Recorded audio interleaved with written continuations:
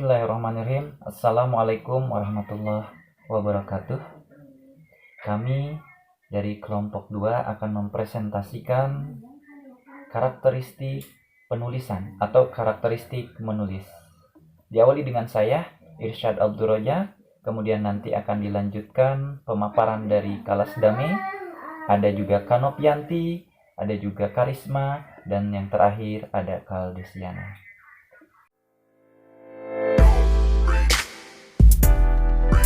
Saja ke materi yang akan saya sampaikan. Materi yang pertama mengenai karakteristik tujuan dalam pembelajaran menulis dan kemudian karakteristik bahan atau materi dalam pembelajaran menulis.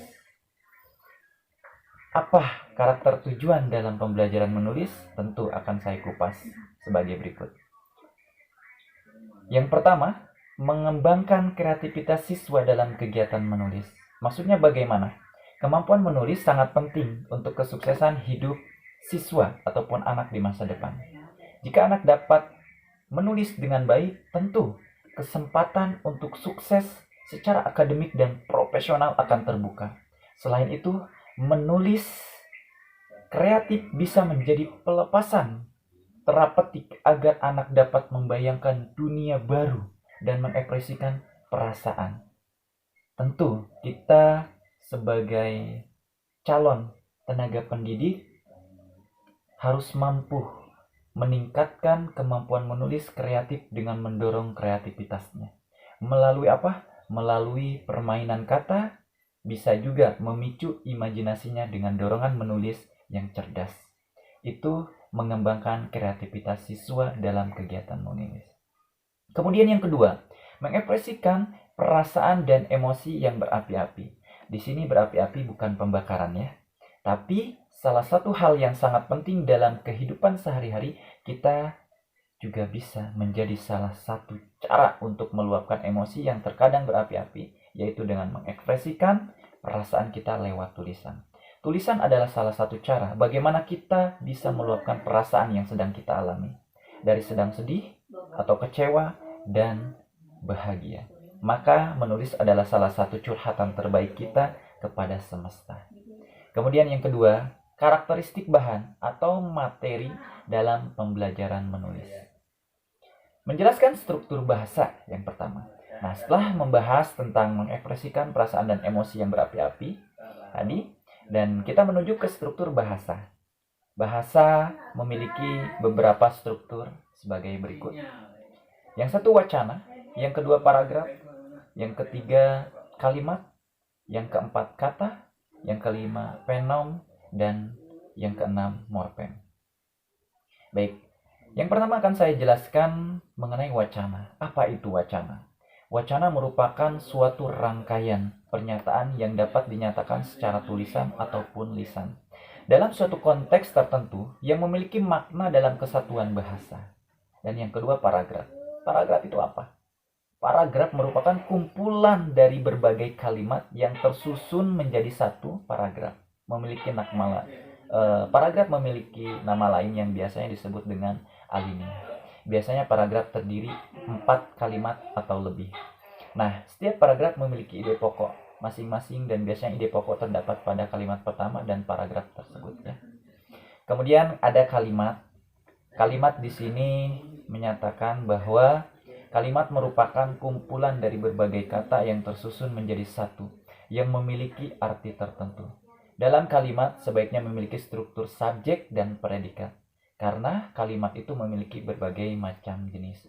Contohnya, ada kalimat kompleks, kemudian kalimat majemuk, setara, dan masih banyak yang lainnya.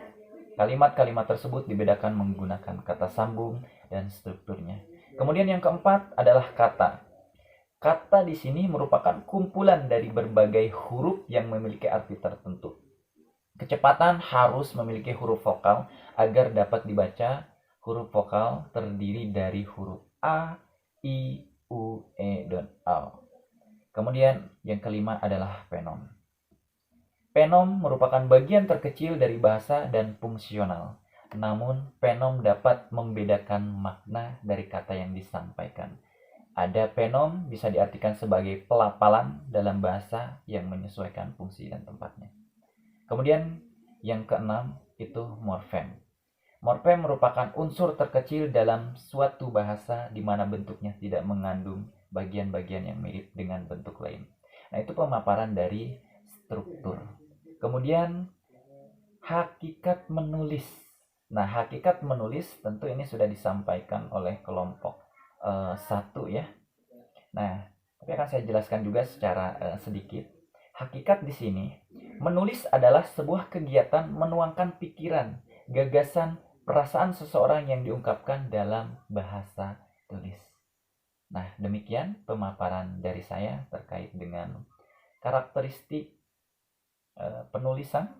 Kemudian poin-poin selanjutnya akan disampaikan oleh rekan saya, Kak Novianti, kemudian ada Kak Lasdame, kemudian Karisma dan Kak Delsiana. Terima kasih, dilanjut oleh rekan saya. Assalamualaikum warahmatullahi wabarakatuh.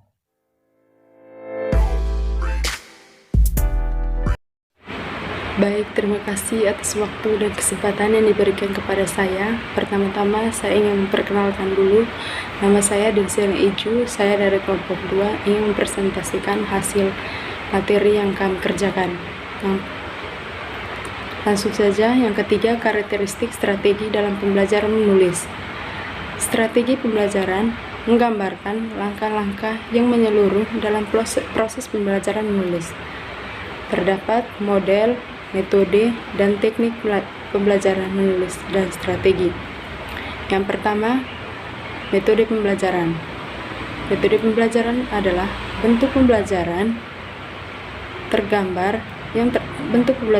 yang tergambar dari awal sampai akhir yang disajikan secara khas oleh guru di kelas. Model pembelajaran ini dibagi menjadi 2 poin. Yang pertama, yaitu model pembelajaran menulis dengan pendekatan proses. Yang kedua, model pembelajaran imajinatif. Selanjutnya B, metode. Metode ini dibagi menjadi 2 bagian, yaitu metode langsung dan metode sugesti imajinatif. Yang pertama, metode langsung. Metode langsung adalah dirancang secara khusus untuk mengembangkan belajar siswa tentang pengetahuan deklaratif yang terstruktur dengan baik dan dapat dipelajari selangkah demi selangkah. Yang kedua, metode sugesti imajinatif.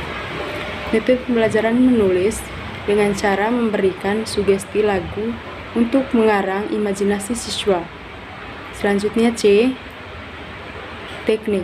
Teknik pembelajaran menulis adalah cara mengajarkan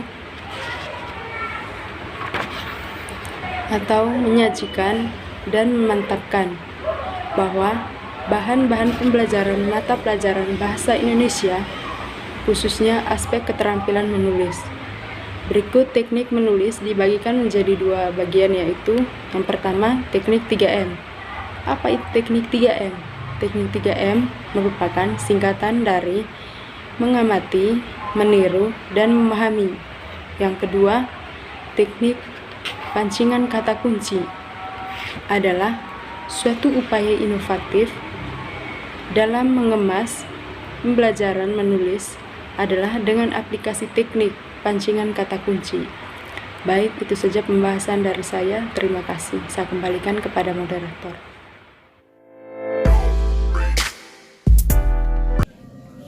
Selamat pagi Ibu dosen pengampu mata kuliah menulis dan teman-teman kelas X3B yang berbahagia.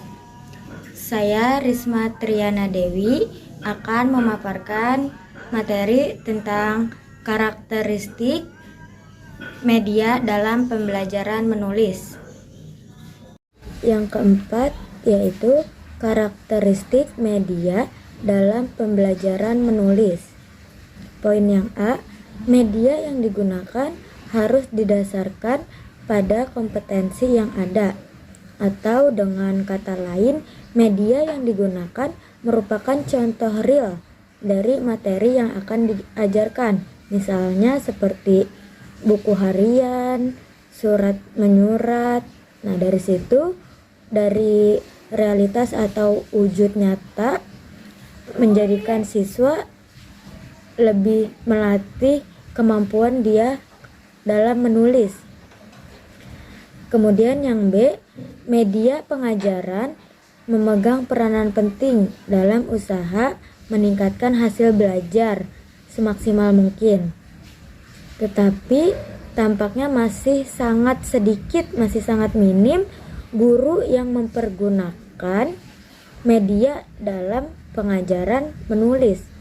Nah, oleh sebab itu sebaiknya guru mempersiapkan berbagai macam media yang dapat dipergunakan dalam mengajarkan keterampilan menulis.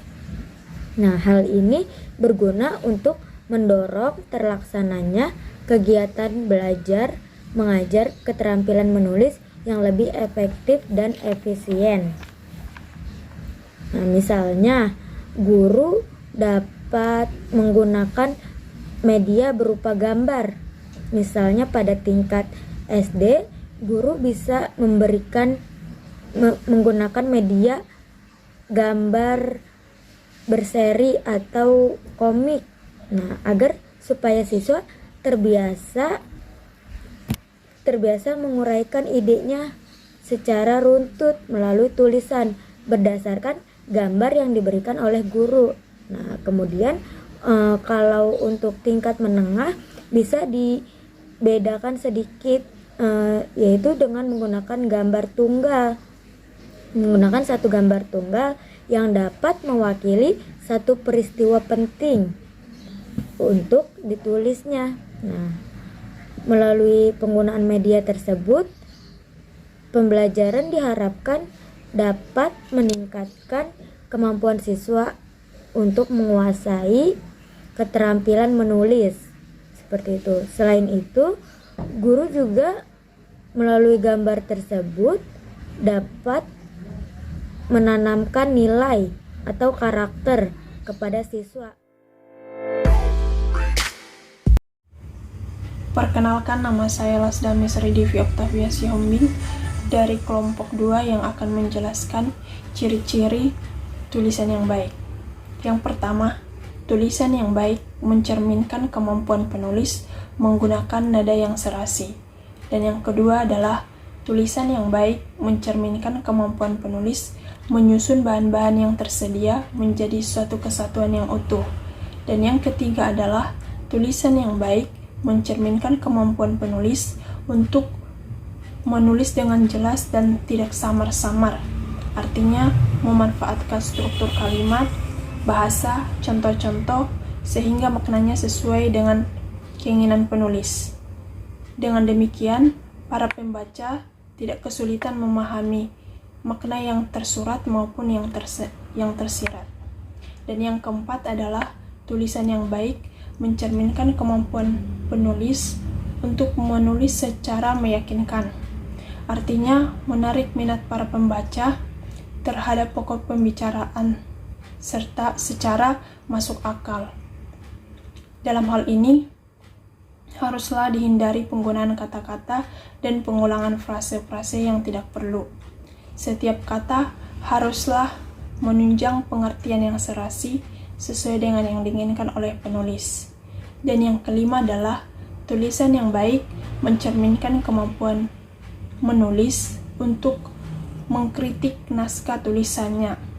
Yang pertama, serta memperbaikinya. Mampu dan mau merevisi naskah pertama merupakan kunci bagi penulis yang tepat guna atau penulisan yang efektif.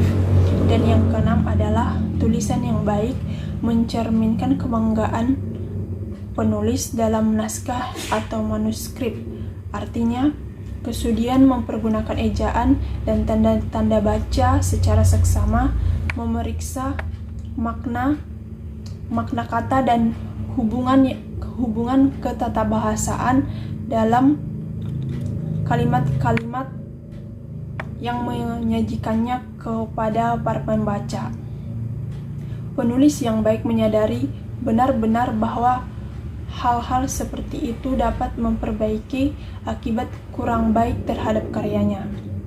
Di samping itu juga, ciri-ciri tulisan yang baik menurut para ahli yaitu Henry. Yang pertama adalah tulisan yang baik selalu bermakna. Artinya, tulisan yang ahli yaitu Henry. Yang pertama adalah tulisan yang baik selalu bermakna. Artinya, tulisan yang baik harus mampu menyatakan sesuatu yang mempunyai makna bagi seseorang dan memberikan bukti terhadap yang dikaitkan dalam tulisan. Dan yang kedua adalah tulisan yang baik selalu jelas. Artinya, sebuah tulisan dapat disebut jelas jika pembaca dapat membacanya dengan kecepatan yang tepat dan menangkap maknanya. Dan yang ketiga adalah tulisan yang baik selalu padu dan utuh. Artinya, sebuah tulisan yang dikatakan padu dan utuh jika pembaca dapat mengikutinya dengan mudah karena ia diorganisasikan dengan jelas menurut suatu perencanaan karena bagian-bagiannya dihubungkan satu dengan yang lainnya, baik dengan perantaraan pola yang mendasarinya atau dengan kata atau dengan frasa penghubungnya. Dan yang keempat adalah tulisan yang baik selalu ekonomis. Artinya, penulisan yang baik tidak akan memberikan waktu pembaca hilang dengan sia-sia, sehingga ia akan membuang semua kata yang berlebihan dari tulisannya. Seorang penulis yang ingin mengikuti perhatian pembacanya haruslah berusaha terus untuk menjaga agar karangannya padat yang lurus ke depan. Dan yang kelima adalah tulisan yang baik selalu mengikuti kaidah gramatika. Artinya, tulisan yang menggunakan bahasa yang baku, yaitu bahasa yang dipakai oleh kebanyakan anggota masyarakat yang berpendidikan dan mengharapkan orang lain juga menggunakan dalam komunikasi formal dan informal, khususnya yang dalam bentuk tulisan. Demikianlah materi yang saya sampaikan. Terima kasih. Assalamualaikum warahmatullahi wabarakatuh. Perkenalkan, nama saya Novianti. Saya selaku mahasiswi dari Unindra angkatan 2022-2023. Saya dari kelas X3B dengan NPM 202121500540. Baiklah, saya adalah mahasiswi dari kelompok 2, yaitu akan mempresentasikan mata kuliah menulis dengan dosen pengampu Ibu Astuti Samosir MPD. Baiklah, pada dasarnya terdiri atas 4 keterampilan, yaitu menyimak, berbicara, membaca, dan menulis. Dari keempat keterampilan tersebut, keterampilan menulislah yang dianggap paling sulit dan perlu mendapat perhatian lebih. Mengapa demikian? Karena keterampilan menulis merupakan keterampilan yang sangat kompleks. Siswa tidak hanya menuangkan ide, tetapi juga siswa juga dituntut untuk mengungkapkan gagasan, konsep, perasaan, dan kemauan.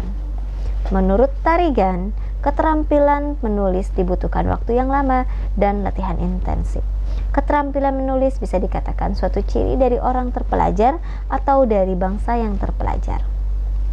Baik, tulisan yang baik adalah tulisan yang dapat berkomunikasi secara baik dengan pembaca yang ditujukan oleh tulisan itu.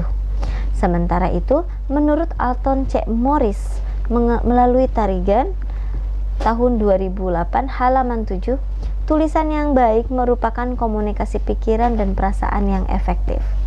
Semua komunikasi tulis adalah efektif dan tepat guna. Menurut Akhdiyat tahun 1993 halaman 2, tulisan yang baik memiliki beberapa ciri, yaitu signifikan, jelas, mempunyai kesatuan dan organisasi yang baik, ekonomis, mempunyai pengembangan yang memadai, penggunaan bahasa yang diterima, mempunyai kekuatan memadai, dan menggunakan bahasa yang diterima. Nanti di akhir materi akan saya jelaskan sedikit mengenai tulisan seperti itu. Jadi mengenai tulisan yang baik, menurut Alton C. Morris beserta rekan-rekannya mengemukakan pendapat bahwa sebagai berikut. Tulisan yang baik merupakan komunikasi pikiran dan perasaan yang efektif. Semua komunikasi tulis adalah efektif dan tepat guna jika yang pertama, jika penulis mengetahui apa yang harus dikatakan. Yang kedua, jika penulis mengetahui bagaimana caranya memberi struktur terhadap gagasan-gagasannya. Lalu yang ketiga, jika penulis mengetahui bagaimana mengekspresikan dirinya dengan baik. Baik di sini yaitu kalau dia menguasai suatu gaya yang serasi. Dari ketiga pendapat tersebut terdapat persamaan ciri tulisan yang baik. Di antaranya adalah jelas, ekonomis, memiliki kesatuan organisasi yang baik, menggunakan pemakaian bahasa yang dapat diterima, dan menggunakan kaidah gramatikal. Ciri dasar tersebut dapat dijadikan sebagai acuan membuat tulisan yang baik. Dan secara singkat ada pula para ahli yang merumuskan ciri-ciri tulisan yang baik, yaitu sebagai berikut. Jujur di sini dalam arti kata jangan coba memasukkan ide atau gagasan Anda. Tentulah di sini harus positioning diri dengan berkomitmen untuk menuliskan hal-hal yang positif. Jangan sampai tulisan kita hanyalah tulisan yang isinya sekadar curhatan panjang lebar, penulis yang berisi kegalauan hati, amarah, cari sensasi dan sebagainya. Jadi di sini makna yang ingin disampaikan penulis di dalamnya harus memiliki makna yang baik ya. Jadi jika maknanya baik maka tulisannya juga baik. Gitu. Lalu yang kedua yaitu harus jelas. Jelas di sini yaitu jangan membingungkan para pembaca. Seringkali kita membaca tulisan yang sulit kita pahami maksudnya.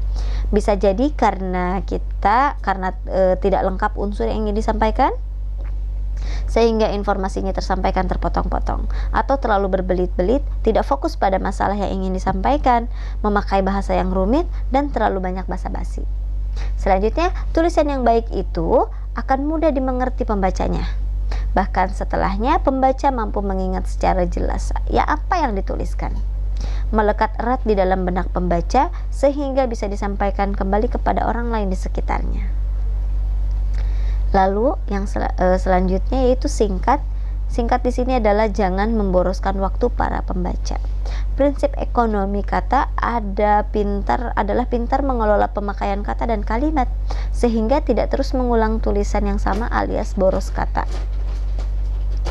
Di sini adalah penulisan yang jadi tidak bertele-tele dan membuat pembaca lelah dan membuang-buang waktu. Baiklah. Lalu di sini ada usahakan keanekaragaman. Panjang kalimat yang beraneka ragam, berkarya dengan penuh kegembiraan. Tulisan yang disusun berdasarkan perencanaan yang tepat sehingga alur tulisannya tertata dan membuat pembaca mudah mengikutinya. Sulit membuat tulisan yang padu karena butuh kemampuan dari penulis untuk pintar menyambungkan setiap ide antar paragraf. Inilah yang disebut dengan teknik transisional, di mana tulisan punya alur yang jelas dan rapi, dengan perpindahan cerita antar paragraf yang nyambung dan tidak rancu. Selanjutnya adalah mengikuti kaidah gramatikal. Hal lain yang dianggap penting pada tulisan adalah mengikuti kaidah berbahasa yang baik atau gramatikal, bahkan harus menggunakan bahasa yang baku dan ejaan yang benar. Kita tidak boleh menulis layaknya mengupdate status di media sosial atau di forum percakapan pribadi. Selanjutnya, terdapat penyelesaian di akhir tulisan. Lebih dari itu semua, penting bagi seorang penulis untuk mengakhiri tulisan dengan indah. Setiap penulis atau setiap tulisan pasti ada akhirnya. Jika tidak ada akhir, maka tulisan tersebut akan dianggap mengambang dan mengecewakan pembacanya. Bayangkan saja, ketika kita membaca sebuah cerpen pembunuhan atau misteri, tapi akhirnya tidak jelas, pastinya akan ada kekesalan, kekecewaan, dan tanda tanya yang membuat kita beranggapan bahwa cerpen itu hanya lelucon belaka. Nah, jadi tulisan yang baik itu menawarkan akhir. Terserah penulis akan menuliskan akhir yang seperti apa, happy ending kah atau sad ending, atau memberikan solusi, tips, dan lain-lain, itu lebih baik, bukan? Beberapa poin tersebut menjabarkan beberapa poin tentang apa yang harus dilakukan penulis agar mampu menghasilkan produk yang baik. Kira-kira apakah Anda sudah mengerti? Baik, akhirnya kita telah di penghujung presentasi. Sebagai bagian penutup dari materi terakhir, kami kelompok 2 mata kuliah menulis mengucapkan permohonan maaf jika ada kesalahpahaman, dan terima kasih atas waktu dan perhatiannya. Wassalamualaikum warahmatullahi wabarakatuh.